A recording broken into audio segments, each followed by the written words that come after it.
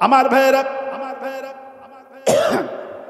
980 জন parliament সদস্যর আবদার সেনাবাহিনীকে বললেন, আপনি চলে যান। আপনি বলেন কেন টুপি পড়েছে আর পার্লামেন্ট আজকে যান না কেন? এবার পার্লামেন্টের ভিতরে উনি জবাব দিলেন, আপনারা জানেন আমার 20 বছরের মাথার যন্ত্রণা। কত বছর? 20 বছরের মাথার যন্ত্রণা। আমার যন্ত্রণা কিছুতেই ভালো হয় না। আমি পাগল হয়ে যাওয়ার মতো হয়েছিলাম। ইহুদির গোয়েন্দা বাহিনীকে মদিনায় পাঠাইছিলাম। ওই গোয়েন্দা বাহিনীরা রোগ ক্লান্ত হয়ে গেছিল, বাঁচবে না এমন অবস্থা তাদের হলো।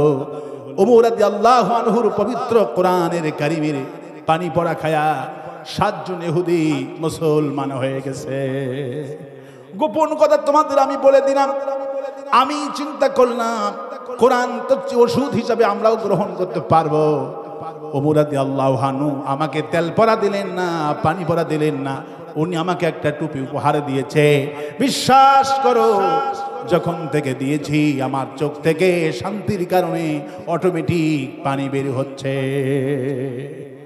আর আমার মাথার যন্ত্রণা নাই। সেনাবাহিনী প্রধান তো অবাক হয়ে গেলেন, কি আশ্চর্য কথা, টুপি মাথায় দিলে পানি ঝরে, মাথাটা ঠান্ডা হয়ে যায়, অবাক করা কথা।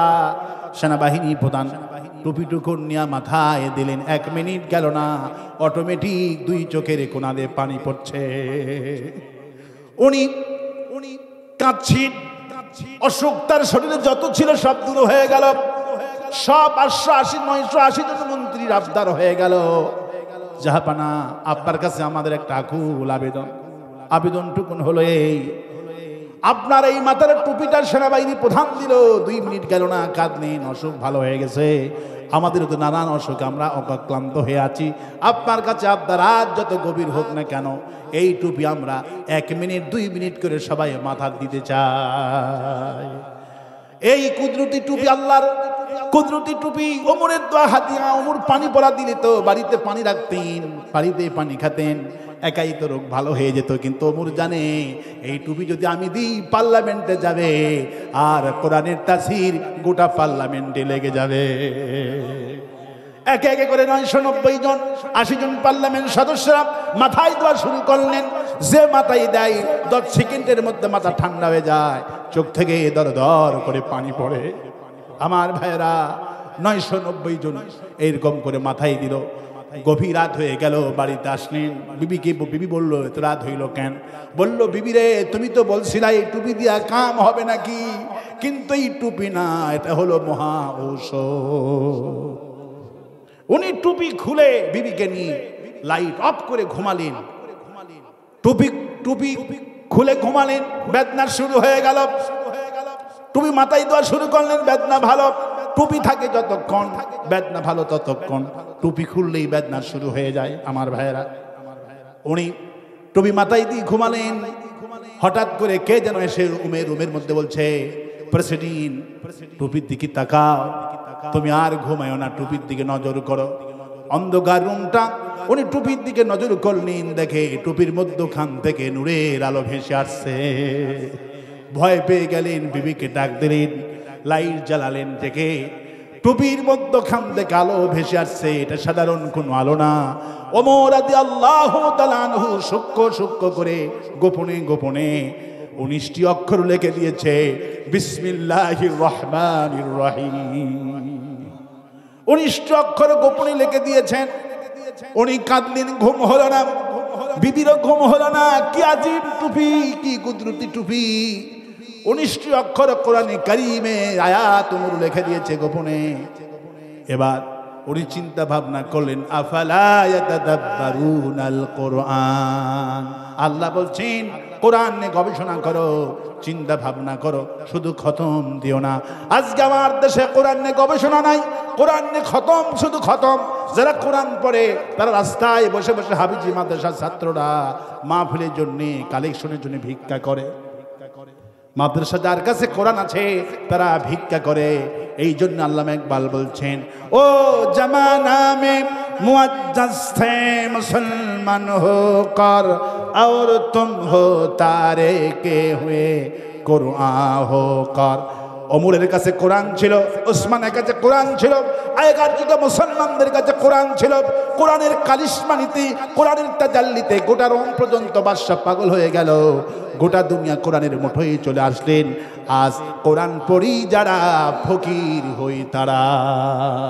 মা আনজালনা আলাইকাল কুরআন লিতাশকা। হে নবী, এই কোরআন পড়লে ফকির বানাবে না, এই কোরআন পড়লে দরিদ্রতা বানাবে না। কোরআন যারা পড়বে, কোরআনের শাসন যারা মানবে। আফগানিস্তানের দিকে তাকান, আফগানিস্তানে এখন সোনার খনি, তেলের খনি, সুরমার খনি, ম্যাগনেটের খনি, 8টা খনি আল্লাহ দিয়েছে। বারাকাতিম মিনাস সামাই ওয়াল আরদ। কোন দেশের মানুষ যদি কোরআন পড়ে, যেমন কোরআন দিয়ে বিচার করে, সেই দেশ আকাশের জমিনের বরকতের যত দরজা আছে সব দরজা আমি আল্লাহ খুলে দে। আফগানিস্তান 8টা খনি বের হয়েছে, 8টা খনি। আমেরিকা বন্ধ করছে লেনদেন, গোটা বিশ্ব আমেরিকা আফগানিস্তানের লেনদেন বন্ধ করছে কোরআনের আইন প্রতিষ্ঠার জন্য। কিন্তু আল্লাহ 2 বছরের মাথায় আফগানিস্তানকে পৃথিবীর 3 নম্বর টাকার মান এনে দিলেন। আর আস্তে কম সুবহানাল্লাহ। ওই ধাক্কা আফগানিস্তানের পরে আমার বাংলাদেশে লাগবে ইনশাআল্লাহ। আগামীর পার্লামেন্ট হবে কোরআনের পার্লামেন্ট। আর আস্তে কোন ইনশাআল্লাহ। এই জন্য বাম রামদের মাথা খারাপ হয়ে গেছে, ওদের মাথা খারাপ। এতগুলি এই দেশে হুজুর সব যদি ঐক্যবদ্ধ হয়ে যায় আর আমাদের যদি গোলামি না করে, আমরা আসন পাবো 20টা। আসন কয়টা পাবে? আল জাজিরা, সিএনএন, বিশ্বের বড় বড় মিডিয়ার আপনারা অবজারভেশন করেছে, তদন্ত করেছে। 4 লক্ষ মসজিদের, 4,60,000 মসজিদের ইমাম যদি ঐক্যবদ্ধ হয়, ইমামরা আসন পাবে 250টার উপরে। আর বাদ বাকি সব খিচুড়ির দল মিলে বেলুনের দল। কিসের দল? যারা ইসলাম, যাদের কাছে কোরআন নাই, এরা হলো বেলুন। এরা বেলুন, অনেকগুলি বেলুন, এই মাঠ ভরা বেলুন, গোটা পৃথিবী ভরা বেলুন। এই বেলুনগুলি ফুটা করার জন্য একটা সুন যথেষ্ট। ঠিক কিনা বলে? যতগুলি দল আছে এরা হলো বেলুন, এদের কোনো দাম নাই। এগুলি একটা সুই, একটু ঘুটা দিলি সব ফটফট করে আওয়াজ হয়ে সব নন্ডভন্ড হয়ে যায়। কিন্তু ইসলাম, আল্লাহ পাক বলেছেন ইসলামটা আমার, ফু দিয়ে সম্ভব নয়। আওয়ামী লীগ, জামাত ইসলামীকে ব্যান করলো বৃহস্পতিবার দিন। আল্লাহ পাক বলছেন আমি তোমাদেরকে সোমবারের দিন চিরতরে ব্যান করে দিলাম। ইউরিদুনা লিউতফিউ নূরাল্লাহি বিআফওয়াহিহিম ওয়াল্লাহু মুতিম্মু নূরিহি ওয়ালাউ কারিহাল কাফিরুন। কাফেররা চেয়েছিল মুখের ফু দিয়ে আমাদের ইসলামকে নিবে দিবি, মিটিয়ে দিবে। সাত ইসলাম যারা করে এদেরকে ফাঁসি দিয়া মারলো, এদের দলটা ব্যান করলো, নিবন্ধন বাতিল করলো। এত জুলুম করেছে। ফাইন্নাজ যুলমা যুলমাতু ইয়াউমাল কিয়ামা। রাসূলুল্লাহ বললেন জুলুম হলো অন্ধকার, দুনিয়াও এদেরকে অন্ধকার আচ্ছন্ন করবে, কিয়ামতের দিন এদেরকে আচ্ছন্ন করবে। এরা অন্ধকার থেকে বাঁচতে পারবে না। আমার ভাইয়েরা, রোমের বাদশা ঘুম হয় না। উনি চিন্তা করলেন আমার মাথার ব্যথা 20 বছর। কত বছর? আমার মাথার ব্যথা 20 বছর। যদি 19টি অক্ষর যদি টুপিতে লেখা থাকে বিসমিল্লাহির রহমানির রহিম, 19টি অক্ষর যদি মাথায় দেওয়ার পর আমার মাথার ব্যথা ভালো হয়ে যায়। আমার সমাজেও তো অনেক রোগাক্রান্ত হয়ে আছে, আমার রাষ্ট্র তো অনেক ব্যথায় জর্জরিত, আমার সমাজও ভালো না। আমার সমাজের লোকেরা চুরিতে অভ্যস্ত, ডাকাতিতে অভ্যস্ত, মন্ত্রীগুলি দুর্নীতি করছে। কোনো মানুষটা ভালো নাই, জনগণ ভালো নাই, মন্ত্রীরা ভালো নাই, সবাই রোগাক্রান্ত হয়ে গেছে। মন্ত্রী, প্রধানমন্ত্রী চিন্তা ভাবনা করলেন 19টি অক্ষর দিয়ে যদি মাথার যন্ত্রণা ভালো হয় তাহলে এই গোটা রাষ্ট্র সংস্কার করতে হলে এই কোরআনের বিকল্প নাই। রাষ্ট্র সংস্কার করতে হলে, দেশ সংস্কার করতে হলে আফালা ইয়াতাদাব্বারুনাল কোরআন। আল্লাহু আকবার বলেন। কোরআন নিয়ে চিন্তা করো, গবেষণা করো। আজকে আমার দেশের হাফেজদের ভিক্ষা করা কেন লাগে? কোরআন নিয়ে গবেষণা নাই। চুরি করলে হাত কাটা লাগবে, এই দল করে না।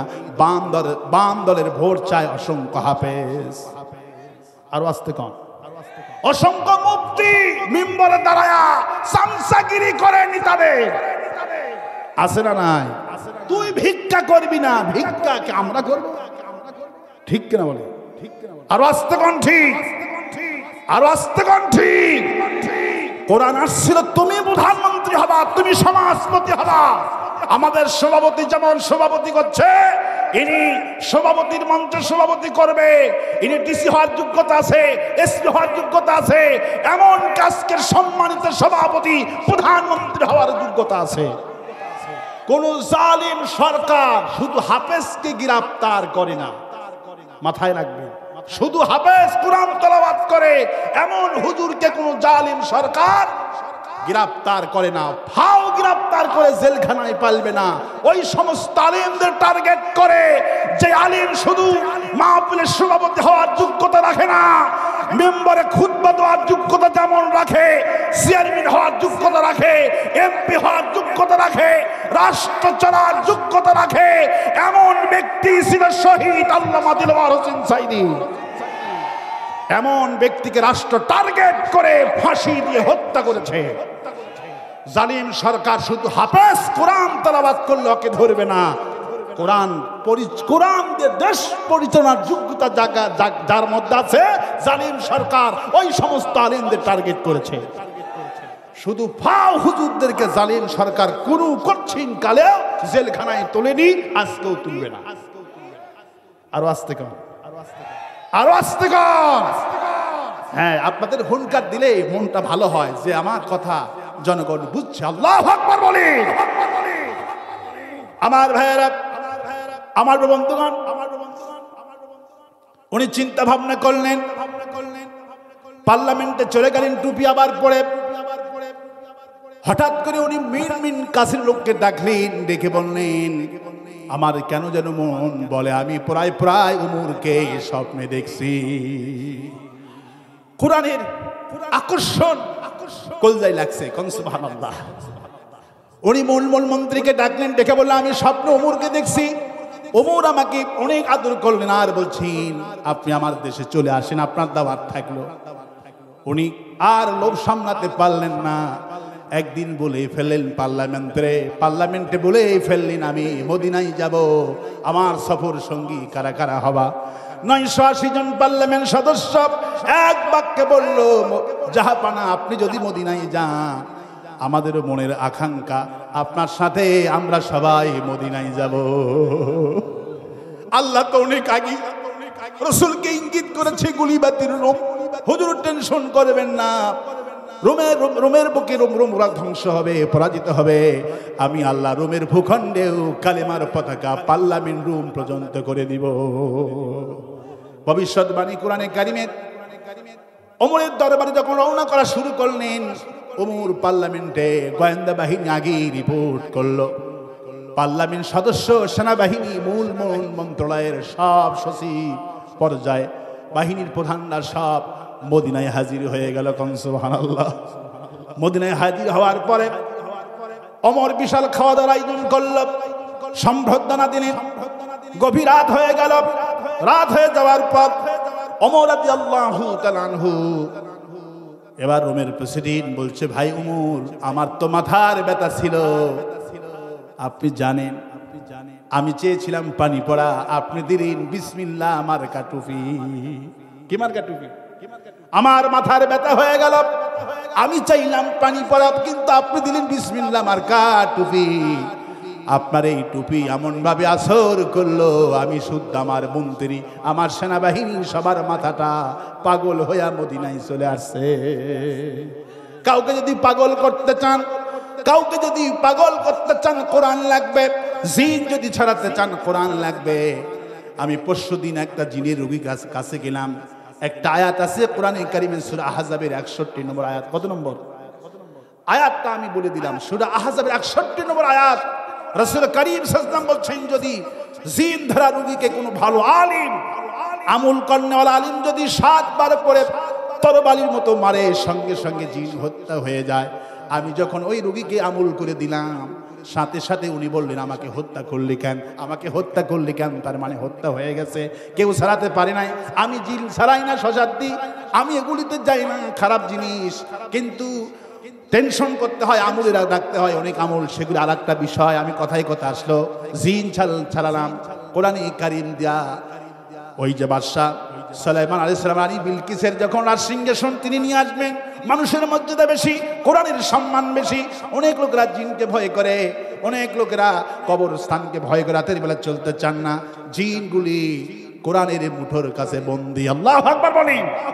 রাসূল কারীম সাল্লাল্লাহু আলাইহি ওয়াসাল্লাম জিনদের সাথে কনফারেন্স করেছে। আল্লাহু আকবার বলেন। রাসূল সাল্লাল্লাহু আলাইহি ওয়াসাল্লাম আব্বাসকে বললেন, হুজুর একটা লোহা নিলেন, কি নিলেন? একটা লোহা নিলেন। চারটি লোহা নিলেন বিশ্বনবী আর আব্বাস। আব্দুল্লাহ ইবনে আব্বাসকে বললেন, চাচাতো ভাই, আপন চাচাতো ভাই আব্দুল্লাহ ইবনে আব্বাস রাদিয়াল্লাহু আনহু, ছোট্ট চাচাতো ভাই আব্দুল্লাহ ইবনে আব্বাসকে বললেন, আব্বাস রে, এই লোহাগুলি চতুর্দিকে মেরে দিয়ে আসো। আব্বাস পরে জিজ্ঞেস করলো, হুজুর এই লোহাটা মারলাম, কি হলো? হুজুর বললেন, এটা বন হয়ে গেল, জিন আর এখানে কেউ এখানে প্রবেশ করতে পারবে না। ওই আমুলটুকু এখন আছে। আমি অনেক বাড়ি, জিনদের বাড়ি আমি বন করে দিই। আমার মসজিদে আমার এক মুসল্লি এসে বলছে, হুজুর 40 বছরে আমার স্ত্রীকে জিনে জ্বলায়। আমি বললাম, 4টা লোহা আনবে, নতুন লোহা, আমি আমল করে দিই। আমার মুসল্লি কেঁদে ফেলালেন গত সপ্তাহে, হুজুর আপনি এত বড় আমুলীয় লোক। আমি বললাম, আমি আর কিসের ক্ষমতা, সব ক্ষমতা কোরআন। আল্লাহু আকবার বলেন। আমি লোহা পরে ফু দিয়ে দিলাম, জিন আর ঢুকতে পারছে না। 30 বছর তো তার স্ত্রীকে জিন জ্বালায়। আমি ফু দিয়ে দিলাম, জিন আর আসতে পারলেন না, বাড়িটা বন হয়ে গেল। এই কোরআন হলেন এমন কোরআন, মর্যাদাবান কোরআন। আল্লাহ পাক বলছেন, আমি যদি কোরআন পাহাড়ে নাজিল করতাম, পাহাড় খণ্ড খণ্ড ভয়ে ভীত হয়ে টুকরো চূর্ণ বিচূর্ণ হয়ে যেত। এই সেই কোরআন আমার ভাইয়েরা, যার জন্য গোটা বিশ্ব পাগল। জিনগুলি 90 জন রাসূলের কাছে কালেমা পড়ে মুসলমান হয়ে গেলেন, সূরা জিন নাজিল হয়ে গেল। আমার ভাইরা, লম্বা বড় ঘটনা, ওই দিকে আমি আর যাবো না, অনেক লাইন আসতেছে, একটা লাইনটাই শেষ করে দিচ্ছি। আমার ভাইরা, ওমর রাদিয়াল্লাহু তাআলা আনহুকে রোমের প্রেসিডেন্ট বলছে, ভাই ওমর, আমি আর ধৈর্য ধারণ করতে পারছি না, আমার মাথাটা ওয়াশ হয়ে গেছে, আমি চিন্তা ভাবনা করেছি। আল্লাহ বলেছেন, আফালা ইয়াতাদাব্বারুনাল কুরআন, কোরআনের চিন্তা ভাবনা করো, গবেষণা করো। আমি চিন্তা ভাবনা করেছি, গবেষণা করেছি।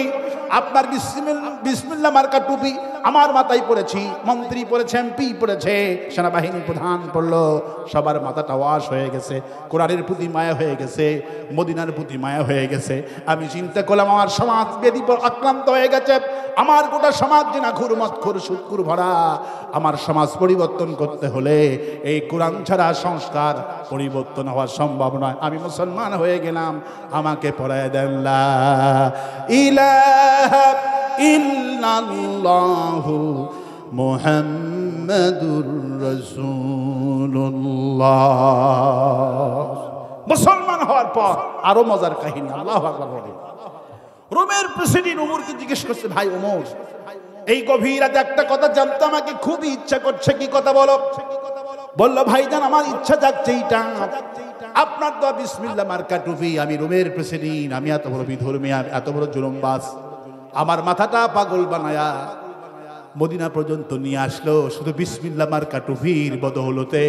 আমি শুনেছি আপনি সন্ত্রাসী ছিলেন, রাসূলুল্লাহকে হত্যা করতে আপনি গেছিলেন, কিন্তু আমার মন জানতে চাচ্ছে, আমার মাথা পাগল করলো বিসমিল্লাহ মার্কা টুপি, আর আপনাকে কোন জিনিসে পাগল করছে? আমার জানতে ইচ্ছা করছে, ওমর তোমাকে কোন জিনিসে পাগল করলো? ওমর কেঁদে ফেলালেন, বলছেন, ভাইজান আপনাকে যেই জিনিসটা পাগল করছে বিসমিল্লাহ মার্কা টুপি, আর আমাকে পাগল করছে বিশ্ব নবীর এই বিসমিল্লাহ কোরআন তেলাওয়াত। কোরআন ছাড়া মানুষ পরিবর্তন হবে না, কোরআন ছাড়া মানুষের পরিবর্তন হবে না। হিদায়াত করতে হলে এই কোরআন লাগবে। কি লাগবে? বললো, তাহলে কেমন করে মুসলমান হয়ে? লোক জানা আমি কুস্তিগীর, আমার সঙ্গে দুনিয়ার কেউ কুস্তি দিতে পারতেন না। আমাকে আবু জেহেল খবর পাঠালেন দারুন্নত পার্লামেন্টে, রাসূল ইসলাম কি তো মারা যাচ্ছে না, কিছুতে আমরা মারতে পারছি না, আল্লাহ রসুলকে বাঁচান। ওরা তো আর বোঝে না। ওমর রে, যদি মারো তোমাকে বড় মন্ত্রণালয় দিয়ে দেবো, রসুলকে মারতে হবে। ওমর রাজি হয়ে গেলেন। ওমর বললাম ইশারার সময় দরজায় নক দিলাম, ফাতেমা বের হলো। বললাম ফাতেমা তোমার আব্বা কোথায়? ফাতেমা বলল আমার আব্বা হারাম শরীফে আবু বকর আর আলীকে নিয়ে আমার আব্বা নামাজ পড়তেছে। চলে গেলেন ওমর। বলল এটি সুযোগ তাকে আক্রান্ত করার। ওমর বলল আমি চলে গেলাম খানায় কাবাতে, যেদিকে পূর্ণিমার চাঁদের রাত। আমার মন বলছে ওমর রে কাকে মারতে আসছিস? তোর কি একটু শরম হয় না? তাকা, আকাশের দিকে তাকা, কামারের দিকে তাকা। আমি চাঁদের দিকেই তাকালাম আর নবীর দিকে একবার তাকালাম। আমি তাকায়া দেখি চাঁদের চাইতে হাজার কোটি গুণ সুন্দর আমার বিশ্ব নবী। চাঁদনি রাত কাবার উপরে পূর্ণিমার চাঁদ উঠেছে আর বিশ্ব নবীর চাঁদের মতো সুন্দর। মায়েশা বললেন যে এই সমস্ত নারীরা ইউসুফ আলাইহিস সালামকে দেখে ইন হাদা ইল্লা মালাকুন কারীম, বলল ইউসুফ রে কে বলেছে তুমি ধর্ষণকারী? আমার মনে হয় তুমি মানুষ না, তুমি একজন ফেরেশতা। মাত্র 3 মিনিট দরজা থেকে আরেকটা দরজায় জুলাইখা বললেন পার হয়ে যাও। 3 মিনিট পার হয়ে গেলেন। ইউসুফকে দেখা মাত্র 72 জন নারীরা আঙ্গুলগুলি কেটে ফেলে দিল আপেল কাটতে কাটতে। আমার ভাইরা এসে বললেন যে এই সমস্ত নারীরা ইউসুফ আলাইহিস সালামকে দেখতে দেখতে আঙ্গুলগুলি কেটে ফেলে দিল। ওরা যদি আমার রাসূলুল্লাহকে দেখতেন শুধু আঙ্গুলগুলি কাটতো না, কলিজা কেটে ফেলে দিত, টের পাইতো না। এত সুন্দর করে আমার রাসূলকে আল্লাহ বানিয়েছেন। আব্বাস রাজা বললেন রাসূলুল্লাহ উহুদের ময়দান অনেক দূর, প্রায় 17 কিলোমিটার দূর উহুদের ময়দান। আমি উহুদ পাহাড় দেখলাম আর হাদিস পড়লাম। হুজুর বলে উহুদ রে আমি তোকে ভালোবাসি, তুই আমাকে ভালোবাসিস, কিয়ামতের দিন আমি তোর সাথী হয়ে যাব। আমার ভাইরা 17 কিলোমিটার লম্বা উহুদ পাহাড়, সবচেয়ে বড় পাহাড় উহুদ পাহাড়। দাজ্জাল পৃথিবীর সব জায়গাতেই হামলা দিবে, কিন্তু আল্লাহ পরিকল্পিতভাবে উহুদ পাহাড় বেষ্টনী করে রেখে দিয়েছেন। দাজ্জাল গোটা দুনিয়ায় যাবে, মদিনায় প্রবেশ করতে পারবে না, মক্কায় প্রবেশ করতে পারবে না। সুবহানাল্লাহ। আমার ভাইরা সেই উহুদ পাহাড় থেকে আব্বাস বলতেন রাসূলুল্লাহ উহুদ পাহাড় থেকে মদিনা 17 কিলোমিটার দূর। রাসূলের এই কপালে ঘাম জমা থাকলে রাসূলকে 17 কিলোমিটার দূর থেকে এই কপালে ঘাম চিকচিক করে দেখা যেত। এত সুন্দর দেখা মাত্র মানুষ পাগল হয়ে যেত। আল্লাহু আকবার বলে মানুষের কোনো হুঁশ থাকতো না। আমার বন্ধুগণ, আমার ভাইয়েরা, সেই ওমর বলছেন আমি লজ্জায় পড়ে গেলাম, কাকে মারতে আসছি? রাসূলকে তো এইভাবে রাতের বেলা কোনোদিন দেখি নাই। দেখি নবীজি প্রথম রাকাতে সূরা ফাতিহা পড়লেন, তারপরে অন্য সূরা পড়তেছে, তেলাওয়াত করা শুরু করলেন রাসূল সাল্লাল্লাহু আলাইহি ওয়াসাল্লাম। ওমর বলল আমি পাগল হয়ে শুনতেছি, মনে মনে ভাবলাম মাদ্রাসায় গেলেন না, বড় কোনো আল্লামা তিনি নন, বড় কোনো কবি তিনি নন, বড় কোনো সাহিত্যিক তিনি নন। লেখাপড়া কোথায় করলো? কে তার শিক্ষক? নবীর শিক্ষক জাল্লা, মক্কার কাফেররা কেউ জানে না। আমার ভাইরা, ওমর বলল আমি পাগল হয়ে গেলাম। আমি শুনতে লাগলাম কি আশ্চর্য কথা, এত সুন্দর করে কোরআন তেলাওয়াত করে, নিঃসন্দেহে তাকে কোনো জিনিস শিখায় দেয়। ওমর বললাম আমি যখন মনে মনে ভাবলাম তাকে কোনো জিনিস শিখায় দিচ্ছে, আমার মনের জবাব রাসূলুল্লাহ সাল্লাল্লাহু আলাইহি ওয়াসাল্লাম কোরআনের মধ্যেই নামাজের মধ্যে তেলাওয়াত করতেছেন, ইন্নাহু লাকাউলু রাসূলিন কারীম। না না, এটা কোনো জিনের কথা নয়, এটা একটা সম্মানিত রাসূলের বাণী। আল্লাহু আকবার বলে, এটা একটা সম্মানিত রাসূলের বাণী, এটা জিনের কথা নয়। ওমর বলল তাহলে এটা কিসের কথা? এটা নিশ্চয়ই কবি হয়ে গেছে তিনি, নইলে এত সুন্দর করে মিলায়ে বলেন কিভাবে?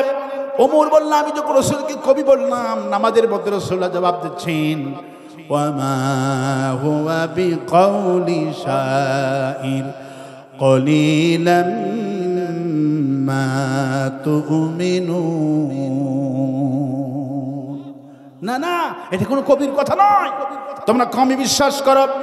ওমর বলল আমি যখন মনে মনে ভাবলাম নিশ্চয়ই তিনি গণক হয়ে গেছেন, নইলে মনে মনে যা ভাবে মনের কথাটা বলেন কিভাবে, নিশ্চয় তিনি গণক হয়ে গেছে।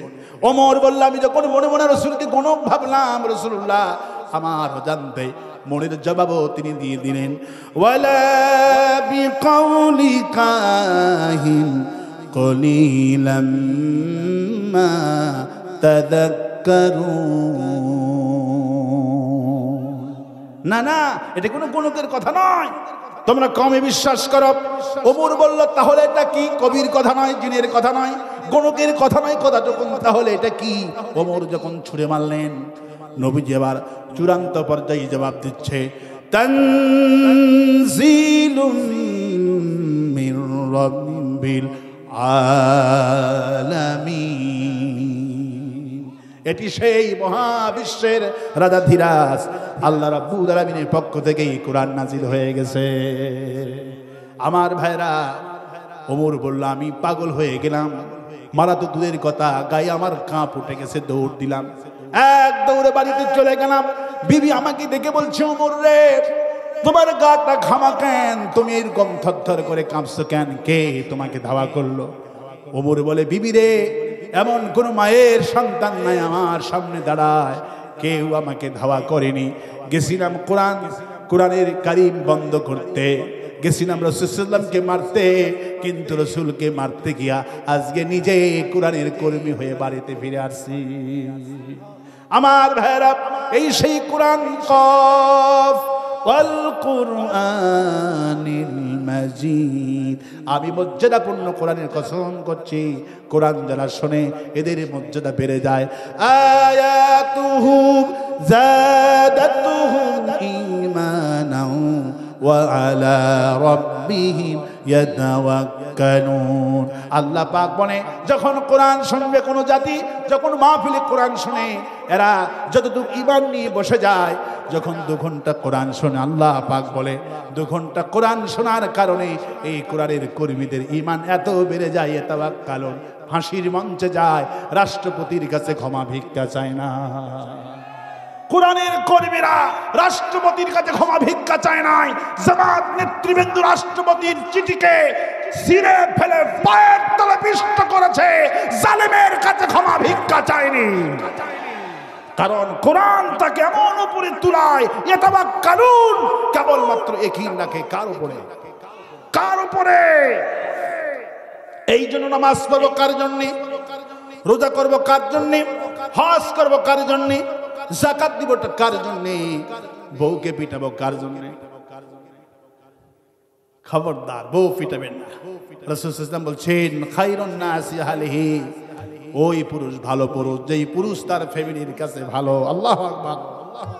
ওই পুরুষ ভালো পুরুষ যেই পুরুষ তার ফ্যামিলির কাছে ভালো। আল্লাহু আকবার বলেন। খবরদার বিবিকে মারবেন না। আল্লাহ অর্ডার করছেন, হুন্না লিবাসুল লাকুম ওয়া আনতুম লিবাসুল লাহুন্না। আমি উভয়কে পোশাক করে বানালাম, মারা তো দূরের কথা।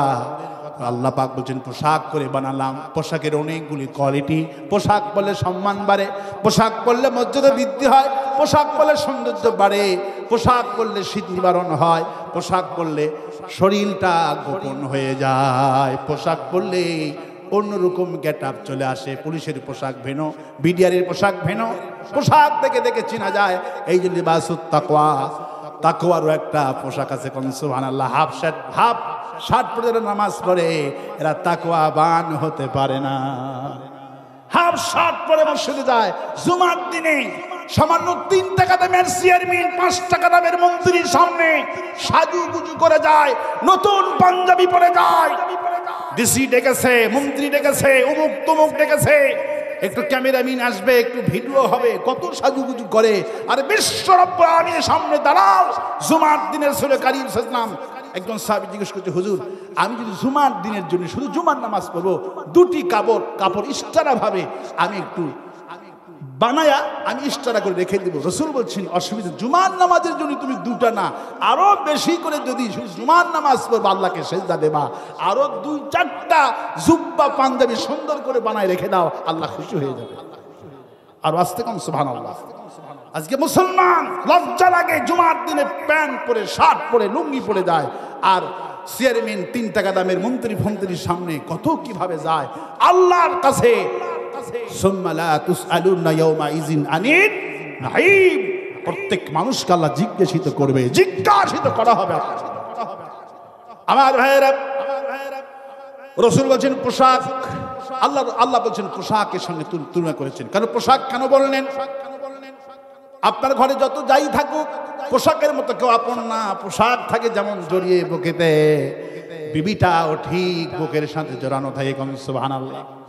আপনার খালা গোষ্ঠী খারাপ, আপন মাটা খারাপ, আপন খালাটা খারাপ, ফুফুটা খারাপ, বোনটা খারাপ, কলজায় এত লাগবে না যদি স্ত্রী কারো সামনে 2 মিনিট হেসে মোবাইলে গল্প করে।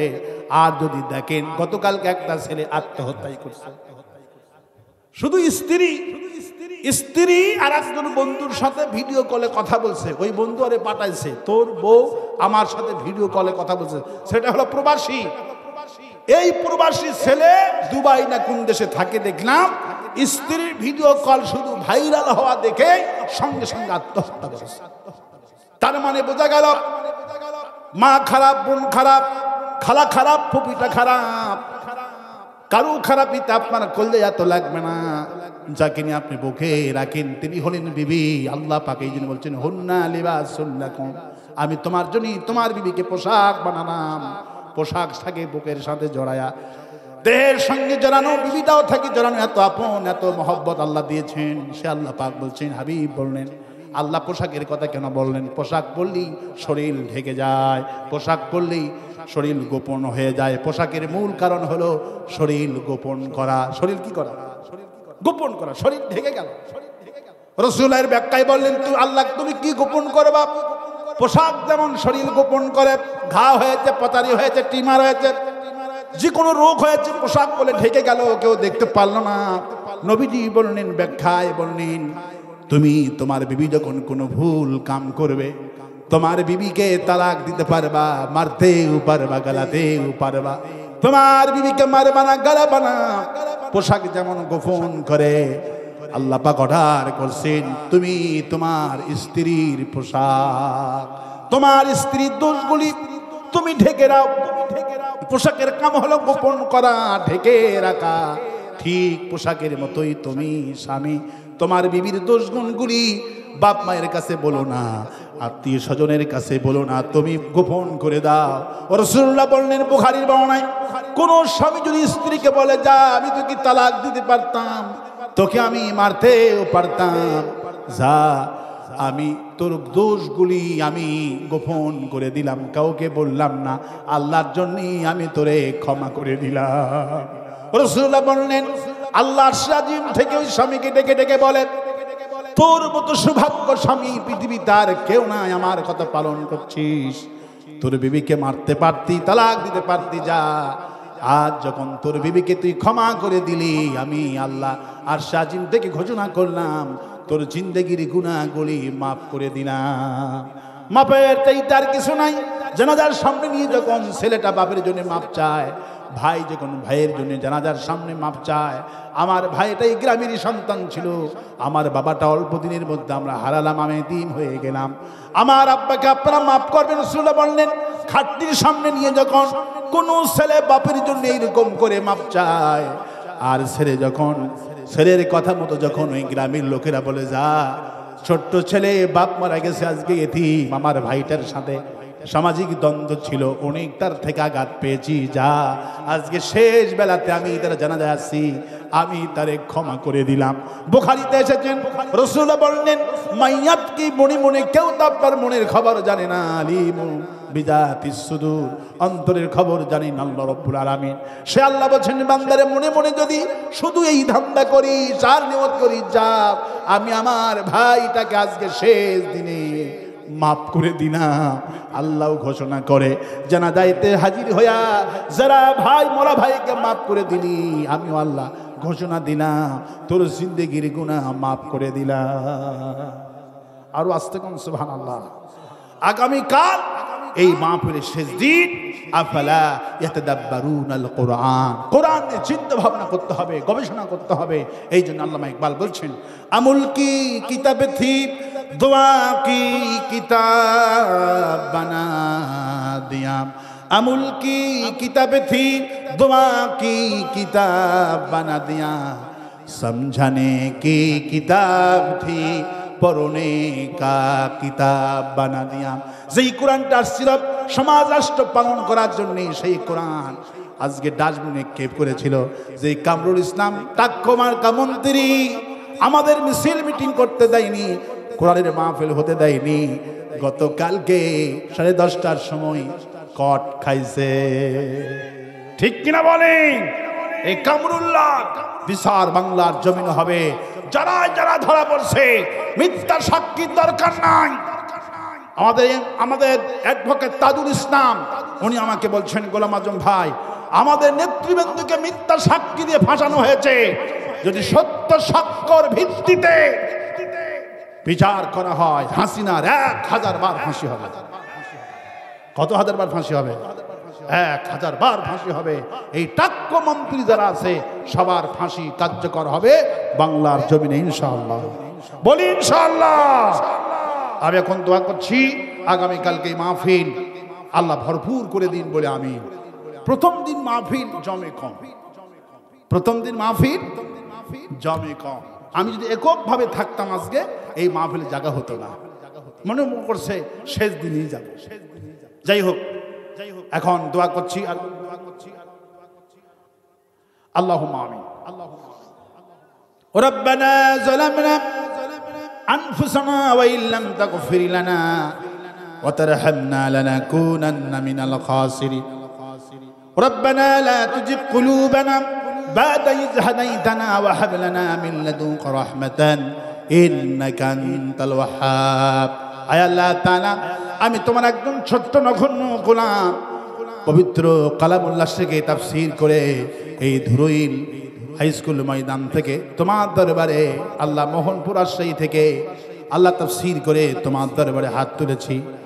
হায় আল্লাহ, আলোচনা সওয়াবটুকু বিশ্ব নবী জনাবে মুহাম্মদ রাসূলুল্লাহ সাল্লাল্লাহু আলাইহি সাল্লামের রূহ মুবারকে সোনার মদিনায় পৌঁছে দাও।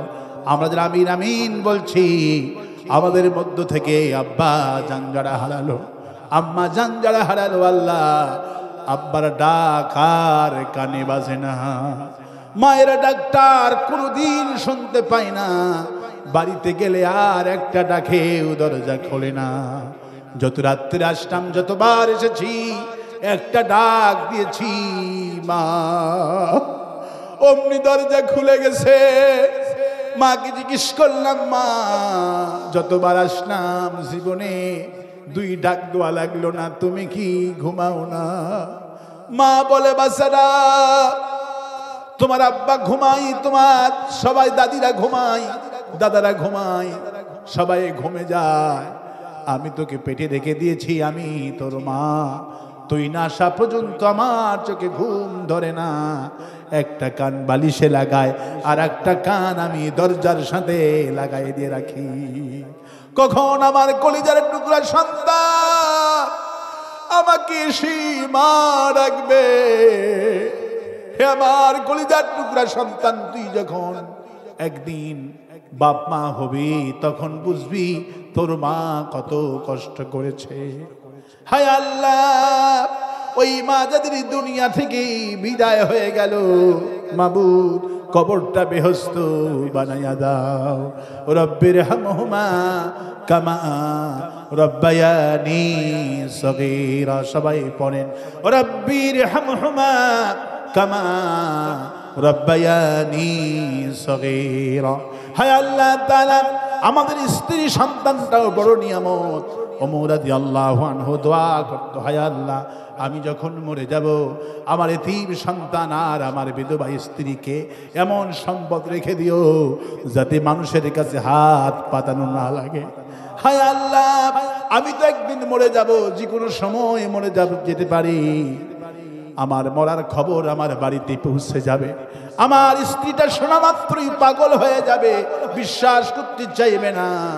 1 ঘন্টা আগে আমার স্বামীর সাথে কথা বললাম, আমার মেয়েটাকে ছেলেটাকে মাদ্রাসা থেকে একবারে নিয়ে আসবে, বিশ্বাস করতে পারবে না। লাজ যখন বাড়িতে চলে আসবে কান্নার রোল পড়ে যাবে, আমার ছোট ছেলেটার হুঁশ থাকবে না, আমার মেয়েটার কোনো হুঁশ থাকবে না।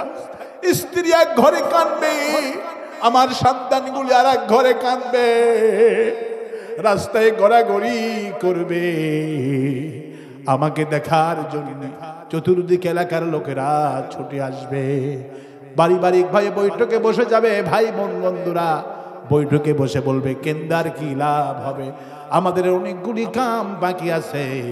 কে যাবা কাফনের কাফন কিনতে দোকানে, কে যাবা কবর খুঁড়তে, কে যাবা বাঁশ কাটতে, কে মোবাইল নম্বর একটু বের কর, শ্বশুরকে খবর দে, ভয়রাটাকে খবর দাও। একে একে মোবাইল নম্বর বের করে খবর দেওয়া হবে। সবাই খবর পেয়ে বাড়িতে চলে আসবে।